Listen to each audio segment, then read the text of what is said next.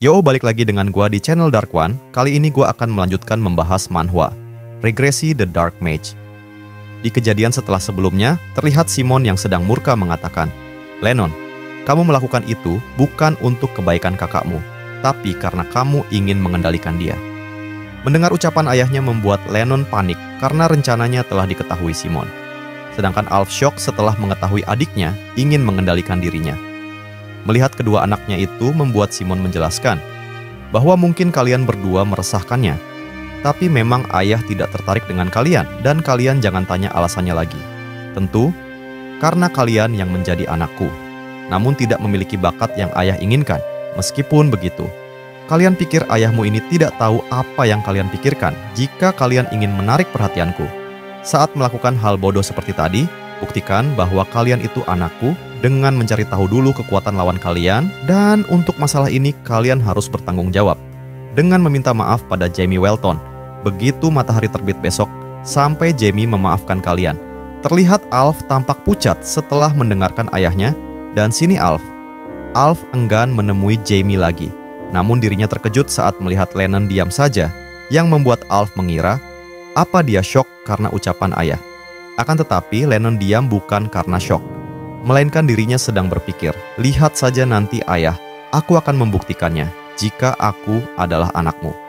Beberapa saat kemudian, terlihat Sears yang berada di kamar Jamie, dan di sini Sears bertanya-tanya mengenai Jamie yang berniat membunuh Alf. Sebenarnya apa yang terjadi pada anakku? Sampai dia yang baru berumur 9 tahun berbuat seperti itu? Ibu pikir kalian hanya bermain-main jadi bos, dan kalau kekuatan artefak itu dilepaskan seluruhnya, ini memang tidak bisa kumaafkan. Bahkan jika Simon meminta maaf sekalipun, meski harus meminjam kekuatan ayahku, aku harus membuatnya menerima ganjarannya. Apa yang barusan kupikirkan. Namun terlihat Argeno yang menghampiri Sears, membuat Sears terkejut dan mengatakan, suamiku, dengan wajah sedihnya. Melihat istrinya bersedih, membuat Argeno menjelaskan bahwa kamu ingin suamimu ini melakukan apa, aku akan melakukan sesuai keinginanmu. Tidak perlu karena kamu tadi menghentikanku. Aku menghentikanmu karena aku takut jika istriku ini menjadi bahan pembicaraan di seluruh kerajaan ini. Mendengar penjelasan itu membuat Sears menjelaskan bahwa Count Simon juga sudah meminta maaf dengan tulus secara langsung, dan aku tidak ingin suamiku tersayang menjadi dalang yang menjadi pemecah belah para bangsawan di wilayah timur karena masalah ini. Selain itu, aku yakin dia mendapatkan pelajaran dari kejadian ini. Mendengar itu membuat Argeno bertanya, maksudmu Alf? Dia benar-benar terlihat ketakutan. Sears pun membenarkannya, melihat itu sudah cukup bagiku. Dan mereka memutuskan untuk keluar dari kamar Jamie. Namun terlihat Jamie yang masih terbangun dan dirinya berpikir, jika wajar saja mereka khawatir. Apalagi tadi aku tidak bisa mengendalikan diriku, tapi tak kusangka bahwa Jane itu bereinkarnasi. Reinkarnasi memang bukan hal aneh, karena aku game juga lahir kembali setelah puluhan ribu tahun. Jadi sudah pasti dia akan bereinkarnasi juga. Tapi, kenapa dia tidak mengenaliku? Dia sama sekali tidak memiliki ingatan masa lalu sepertiku. Biasanya memang begitu. Akunya saja mungkin yang berbeda. Tapi kenapa Jane bereinkarnasi di masa yang sama denganku? Apa ini permainan takdir atau rencana seseorang? Atau jangan-jangan ini rencana para 12 dewa keparat itu? Benar katamu Black. Itu memang tidak mungkin. Kalau tahu aku bereinkarnasi, mereka tidak akan diam saja. Namun setelah mengatakan itu, terlihat Jamie yang tiba-tiba sedih karena teringat kejadian Jane yang telah tewas, dan membuat Jamie berpikir bahwa aku harus menemui perempuan bernama Rebecca itu lagi. Akan tetapi kita diperlihatkan seseorang pria yang bergumam bahwa akan terjadi pergolakan di dunia sihir, sembari terlihat pria ini yang berusaha mengirimkan pesan melalui burung merpati. Dan isi surat itu menjelaskan bahwa Jamie Welton, putra pertama keluarga Count Welton, dia berumur 9 tahun. Diperkirakan dia penyihir yang menempati kelas 4. Seseorang penyihir jenius langka telah muncul di dunia. Pergilah dan sampaikan pesanku ini. Terlihat yang berjalan-jalan di taman dan menjelaskan bahwa aku senang di sini sepi. Sepertinya banyak orang yang sudah pergi karena ini hari terakhir pesta dansa. Sebelum pulang, aku harus bertemu dengannya lagi. Namun seketika Jamie terkejut saat mendengar suara yang membuat Jamie bertanya, "Tanya suara apa itu? Berasal dari mana suara itu? Aku tidak bisa melihatnya." Aku harus melihatnya dengan memperluas mana. Terlihatlah Jamie yang mengeluarkan aura negara mana berwarna biru. Tak butuh waktu lama, Jamie pun menemukan lokasinya dan bergegas menuju ke sana. Alangkah terkejut Jamie saat mengetahui Rebecca bersama Undine yang berada di tepi kolam. Di sisi lain, Rebecca yang sedang fokus dibuat terkejut dan menanyakan siapa. Ah, ya ampun, Tuan Muda Welton, apa Anda baik-baik saja? Jamie pun menjelaskan bahwa aku baik-baik saja, dan Jamie menanyakan ulang nama dari Rebecca dengan nada dan ekspresi seperti orang bingung, yang dimana membuat Rebecca tertawa dan memberitahukan, nama saya Rebecca Ballet, seorang elementalis air. Mendengar jawaban Rebecca membuat Jamie berpikir, bagaimana bisa kalian sama-sama seorang elementalis air? Di sini yang dimaksud oleh Jamie itu adalah Jane dan Rebecca yang sama seorang elementalis air. Dan akibat berpikir seperti itu, membuat Jamie teringat kembali pesan terakhir dari Jane yang berbunyi, Diablo, jangan pernah lupakan aku, yang berakibat membuat Jamie sedih.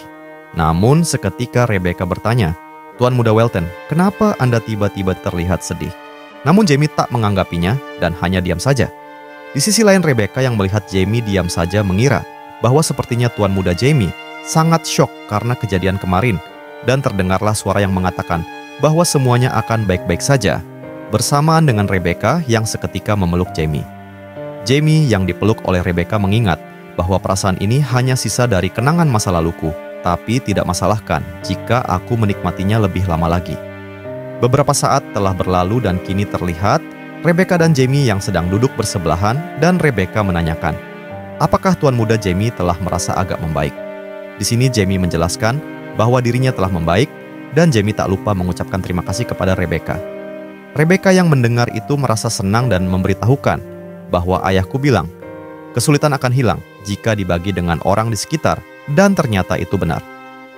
Viscount Ballet bilang seperti itu. Iya. Dan di sini menurut Rebecca, sangat disayangkan kemarin kita tidak sempat mengobrol, tapi syukurlah kita bisa bertemu lagi. Jamie yang mendengar itu memberitahukan bahwa sungguh sangat kebetulan, saya juga berpikir begitu.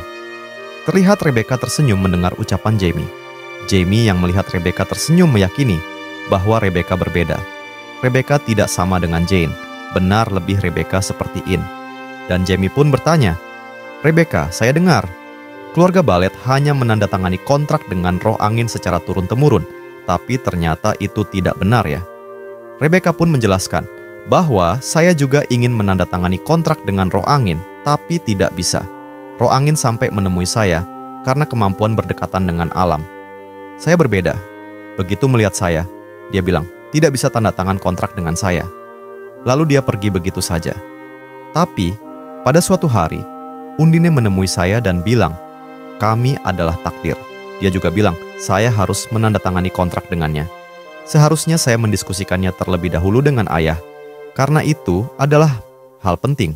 Tapi, tanpa saya sadari, saya menandatangani kontrak di saat itu juga. Setelah mendengarkan Rebecca, membuat Jamie berpikir bahwa Raja Roh pasti tahu. Di sini kita dijelaskan bahwa kontrak Raja Roh itu berbeda dengan kontrak dengan roh biasa. Kontrak dengan Raja Roh adalah kontrak jiwa, dengan jaminan jiwa kedua belah pihak. Dan dengan begitu ketika Jane bereinkarnasi menjadi Rebecca dan memiliki jiwa yang sama, Raja Roh pasti akan mengenalinya. Dan di sini Jamie mengatakan, begitu ya, dan apa Anda tidak dimarahi oleh Viscount Ballet? Rebecca menjelaskan bahwa beliau tidak marah, tapi beliau kecewa, begitu juga dengan saya. Tapi di sini Jamie menjelaskan bahwa Anda itu spesial. Mendengar penjelasan Jamie membuat Rebecca sedikit bingung, dan Jamie pun melanjutkan penjelasannya bahwa Anda bilang, roh itu menemui Anda secara langsung untuk menandatangani kontrak, dan saya belum pernah mendengar cerita seperti itu. Memang disayangkan Anda tidak bisa menandatangani kontrak dengan roh yang diinginkan, tapi Anda dipilih secara langsung oleh roh air, jadi percayalah pada diri Anda. Mendengar pujian dari Jamie membuat Rebecca tersenyum malu. Melihat Rebecca tersenyum membuat Jamie merasa lega dan mengatakan, terima kasih Rebecca untuk hari ini, saya harus kembali. Baiklah Tuan Muda Jamie, selamat jalan. Beberapa saat berlalu terlihat Jamie yang telah masuk ke dalam rumah, dan dirinya dipanggil Alf dan Lennon. Ada apa Alf? Kenapa kamu tiba-tiba menemuiku? Anu Jamie, maaf. Oh, Alf, kamu mau minta maaf karena disuruh Count Simon ya? Alf, kamu memang harus meminta maaf. Dan yang di sebelah kamu siapa? Kenapa kamu membawanya? Sepertinya kamu takut untuk minta maaf sendiri. Jamie, sebenarnya kemarin aku yang memberikan artefak itu pada kakak Alf. Jadi, kalian ingin mencari gara-gara denganku, jadi siapa namamu? Saya Lennon Simon. Namun Jamie seketika dibuat terkejut saat melihat bakat yang dimiliki Lennon cukup bagus, lebih baik daripada Alf. Dia juga terlihat punya akal sehat. Count Simon, apa dia tidak memperhatikan kedua anak ini? Dan untuknya, tidak terjadi apa-apa denganmu, Jamie. Dan karena kamu telah memaafkan kami, apa kamu boleh pergi? Lihat si Lennon ini, beraninya dia meremehkanku. Benar juga, Lennon tidak muncul saat kejadian kemarin. Lennon tidak hanya jahat, tapi sepertinya dia juga menganggap rendah Alf. Tidak maksudku ke semua orang selain ayahnya. Jika dibiarkan, kemungkinan besar Lennon akan menyebabkan masalah besar nanti. Dan Jamie pun mengatakan, Alf, kamu pasti kesulitan karena harus mempertahankan posisi penerus keluarga. Apa? Jamie, kenapa tiba-tiba kamu membahas itu? Dan yang jelas, itu bukan urusanku. Dan kamu, Lennon, sebagai dalang di balik masalah kemarin, bukankah kamu harus mendapatkan hukuman yang setimpal? Apa maksudmu, Jamie? Namun tiba-tiba Lennon terkejut saat mengetahui dirinya berada di dalam kegelapan, yang membuat Lennon berpikir bahwa lama-lama tubuhku terasa dingin, rasanya aku akan membeku. Tak lama kemudian terlihatlah Lennon yang berlutut di hadapan mata besar yang sedang menatapnya, dan untuk mata itu tidak lain adalah Jamie. Jamie menjelaskan, Lennon, aku hanya memaafkanmu kali ini saja. Setelah Jamie mengatakan itu, terlihat kegelapan di sekitar Lennon mulai memudar. Namun Lennon masih terlihat syok dan menangis ketakutan, yang membuat Lennon bergumam, apa? Sudah berakhir? Apa yang barusan yang kurasakan itu hanya ilusi? Aku benar-benar tidak tahu. Dan tak lama kemudian terdengar Lennon berteriak, yang membuat Alf memanggil Lennon. Di sisi lain terlihat Lennon menyadari bahwa ada satu hal yang ku ketahui dengan jelas, bahwa Jamie mengatakan, tidak ada kesempatan kedua, maka dari itu aku harus berlutut sekarang juga. Jamie, tolong maafkan saya ini. Namun cerita berganti di mana terlihat Jamie yang berada di luar. Dan di sini dirinya bergumam bahwa akhirnya aku pulang ke rumah. Tak kusangka aku justru akan kerepotan saat keluar rumah. Lebih baik aku berada di dalam rumah, meski harus menerima serangan ciuman dari ibu. Tidak, apa yang barusan kupikirkan. Akan tetapi terlihat Simon yang menghampiri Jamie. Dan di sini Simon menanyakan, Jamie, mengapa kamu terlihat tidak senang? Itu tidak benar, Count Simon. Saya justru senang bisa pulang dan beristirahat. Sayang sekali kita tidak punya waktu luang untuk berbicara lebih lama. Iya, memang sungguh disayangkan sekali, padahal saya sangat menantikan bisa mengobrol dengan Anda, Count Simon. Kalau Jamie mau, kamu boleh menginap lebih lama. Terima kasih untuk tawarannya, Count Simon. Namun sekarang saya lebih ingin untuk pulang dan beristirahat di rumah, karena saya sangat lelah. Anda juga pasti tahu alasannya yang membuat saya ingin beristirahat di rumah. Iya, tentu saja aku tahu. Itu memang bisa terjadi. Karena kamu, Jamie, mulai diawasi oleh dunia sihir. Benar, Count Simon. Saya juga merasa begitu. Jamie, apa kamu tahu seberapa hebat dirimu itu? Tentu saja saya tahu itu. Oh ya, Count Simon, saya juga menghukum anak Anda yang bernama Lennon. Aku sudah menduganya. Pantas saja sejak kemarin Lennon terlihat tidak waras. Count Simon, apa Anda tidak marah karena saya menghukum Lennon? Tidak juga, menurutku dia hanya mendapatkan pengelasan setimpal dari kesalahan yang diperbuatnya. Jadi kenapa saya harus marah kepadamu, Jamie?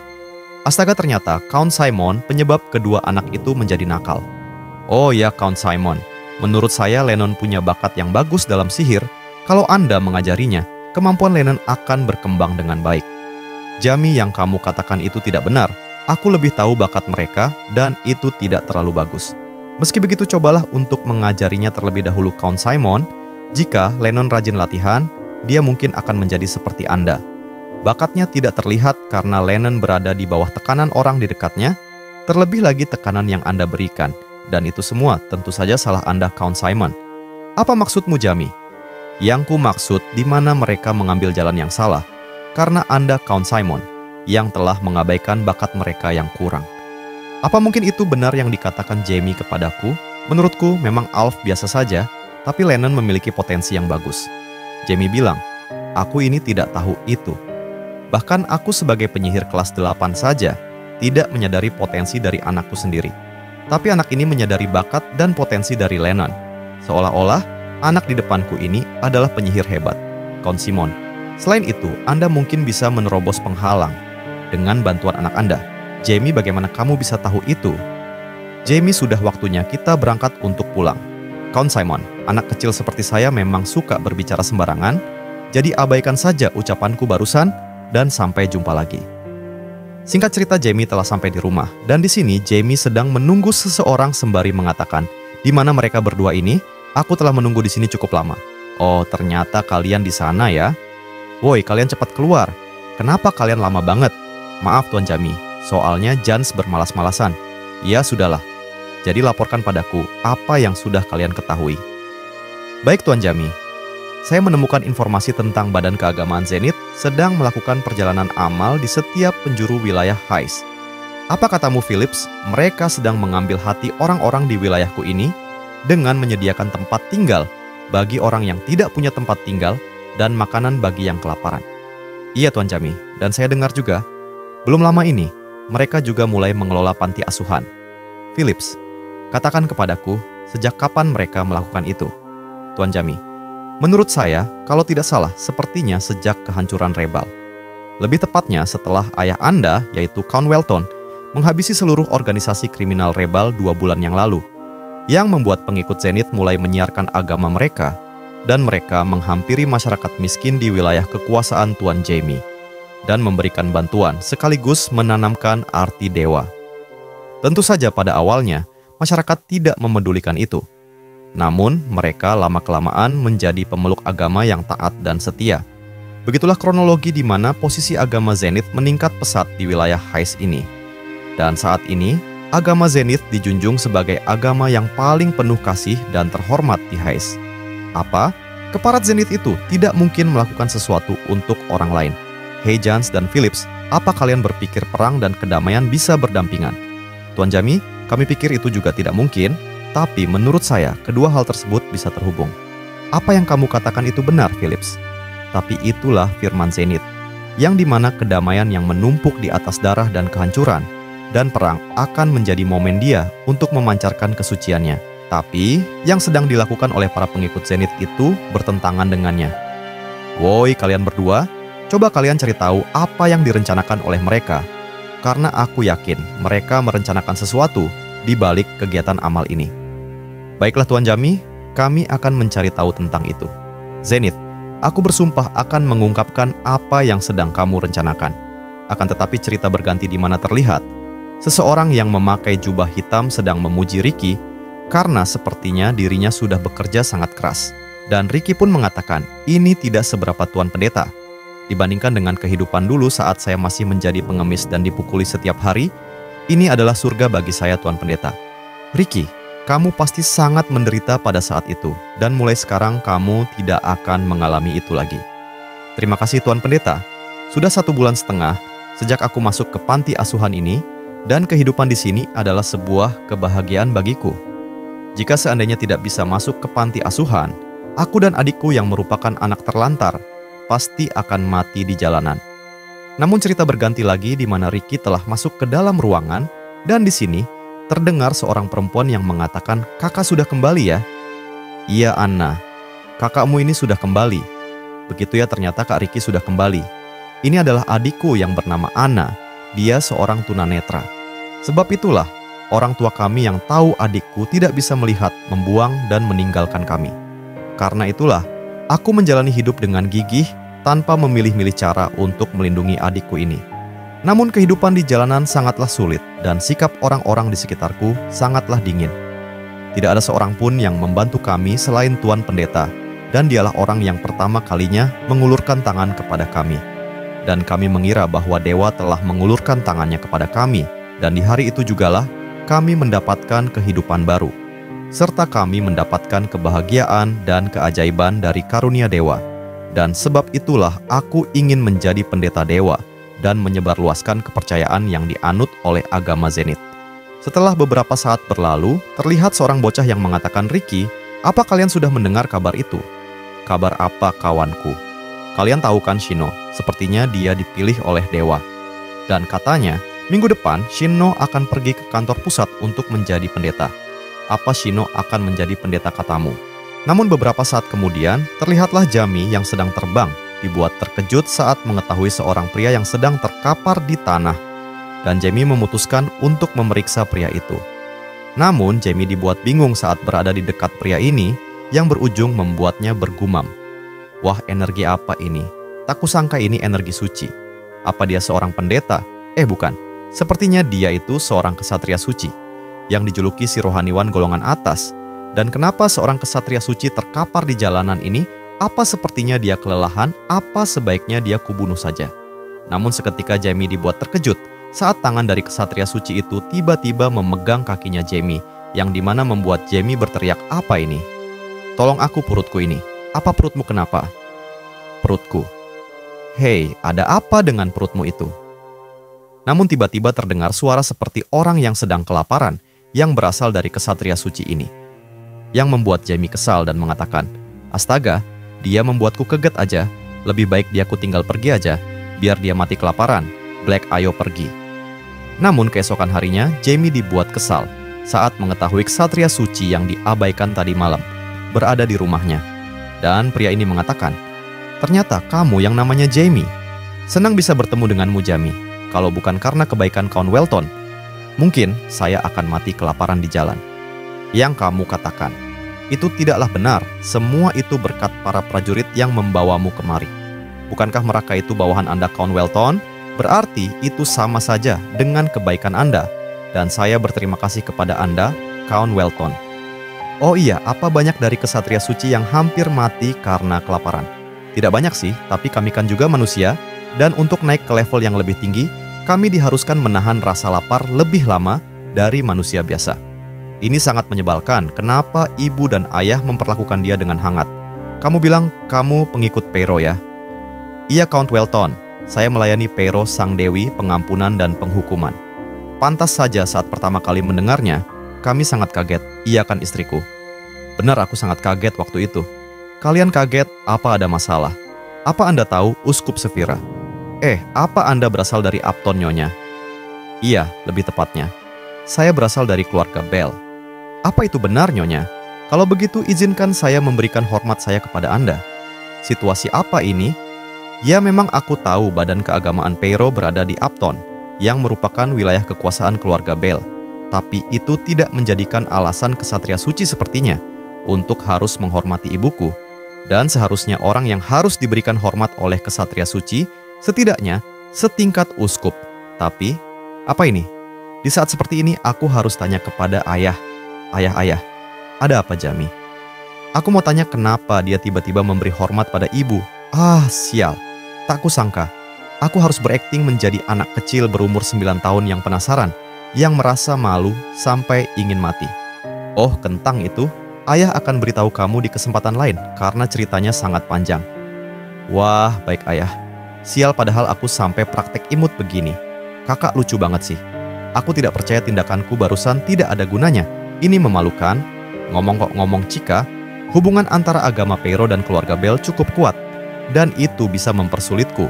Karena artinya itu, aku juga harus membunuh ibuku sendiri.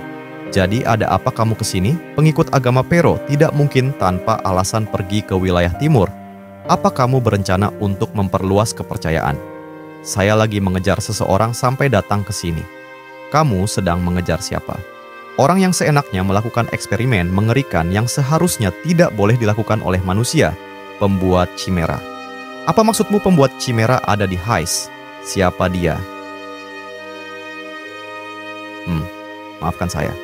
Tapi permasalahan ini rahasia penting yang hanya boleh diketahui oleh anggota badan keagamaan. Jadi saya tidak bisa memberitahu Anda, Count Welton.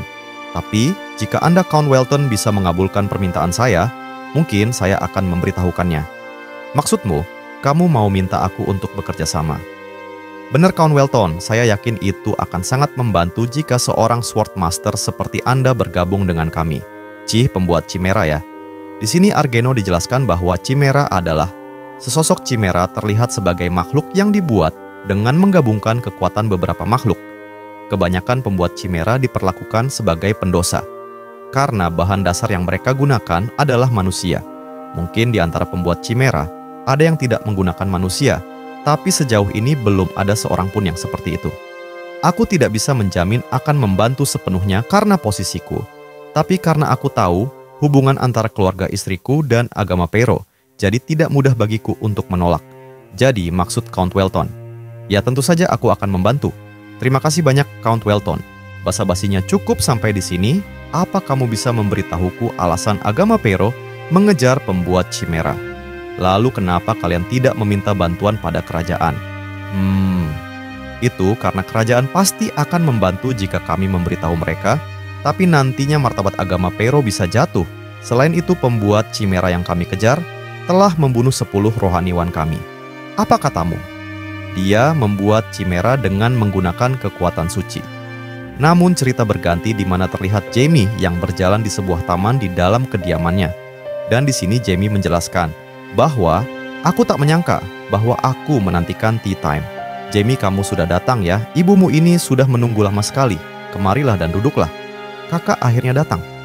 Dan terlihatlah Jamie yang sedang menyeruput secangkir teh. Sears yang melihat Jamie mengatakan, astaga, Jamie pelan-pelan minumnya, dan apa yang ingin ditanyakan putraku ini sampai terburu-buru minum teh. Ibu, kenapa paman yang tadi itu berlutut pada ibu? Apa maksud dari sikap hormatnya yang tiba-tiba itu? Sudah ibu juga kamu akan menanyakan itu. Kamu penasaran tentang hubungan antara keluarga ibu dan paman kesatria suci itu kan? Jadi begini Jamie, kakek ibu yang merupakan buyut kamu adalah penyelamat badan keagamaan Pero. Apa maksud ibu? Keluarga ibu itu adalah penyelamat badan keagamaan Pero. Oke guys, untuk isi chapter 13 sampai 16 dari manhwa ini cuman sampai di sini, dan seperti biasa untuk support channel ini dengan cara subscribe dan like-nya serta kritik dan saran dari kalian. Akan Mimin tunggu supaya channel makin berkembang dan membuat Mimin makin semangat untuk upload videonya